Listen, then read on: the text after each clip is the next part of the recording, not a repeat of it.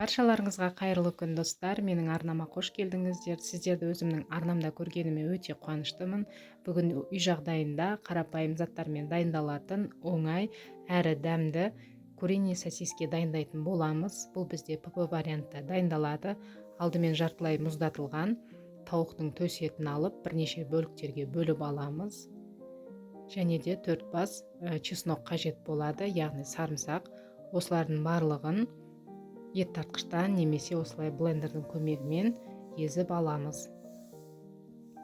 Мен осылай блендердің көмегімен барлығын өткізіп алдым. Және де чеснокты да қосуды ұмытпаңыздар. Осылай тауықтың төс етін барлығын өткізіп алған соң тұзымызды, одан кейін паприкамызды, қара бұрыш, кориандр, тауыққа арналған приправамызды қосамыз. Және де бір жұмыртқамызды салып, жақсылап, қолымыздың көмегімен жақсылап араластырамыз.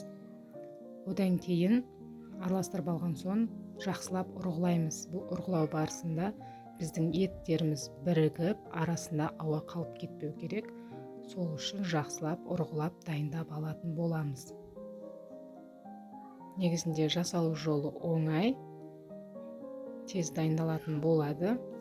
Одан кейін етімізді дайындап алған соң, егерде барлығы біркелкі болсын десеңіздер, осылай весінің көмегімен 60 грамнан бөліп аласыздар. Немесе көз мөлшерімен барлығын дайындай берсеңіздер де болады. Осылай сосискидің формасына барлығын келтіріп аламыз. Қолымызды аздап майлап дайындаймыз. Одан кейін пищевой пленканы алып, осылай ортасынан бөліп аламыз да, пищевой пленкаға жаңағы сосискиларымызды орайтын боламыз.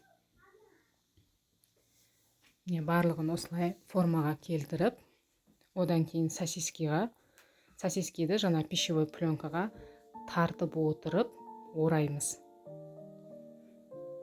Ешқандай қиындығы жоқ, барлығы оңай. Көріп тұрғандарыңыздай осылай тартып отырып, арасына ауа кіріп кетпейтіндей етіп орап, одан кейін екі жағында осылай ораймыз. Ешқандай түйіп, байлаудың қажеті жоқ. Дәл видеодағыдай осылай орасаңыздар, ешқандай ашылып кетпейді. Барлығын осылай дайындап аласыздар. Көріп тұрғандарыңыздай, барлығы оңай дайындалады. Осылай тартып отырып орайсыздар міндетті түрде, арасына ауа кіріп кетпесін. Барлық сосискиларды осылай дайындап аламыз. Одан кейін міндетті түрде 3-4 сағатқа морозильникке қалдырамыз. Негізінде бұл сосискиларды 1 айға морозильникте қалдыруға болады.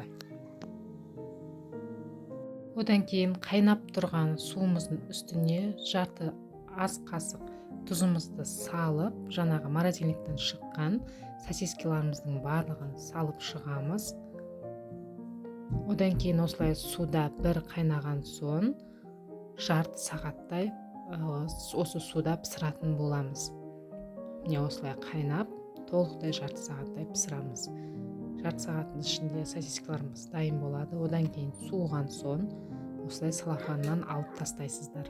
Артық осылай көбік шықса, осылай суында өзіне жуып алып тастайсыздар. Одан кейін табамызға аз ғана майымызды құйып, екі жағын қызартып аламыз. Немесе гриль сковородка болса, соған жасасаңыздар, узорлар, сызықтар түсіп, әдемі болып шығады. Менде гриль сковородка болмағандықтан, осындай қарапайым сковородкада жасадым.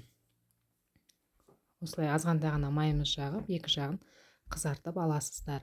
Бізде сосискаларымыз дайын. Сіздер де міндетті түрде жасап көріңіздер. Және де каналға тіркеліп, комментарий қалдырып, лайк басуды ұмытпаңыздар. Менімен болғандарыңызға көп-көп рахмет.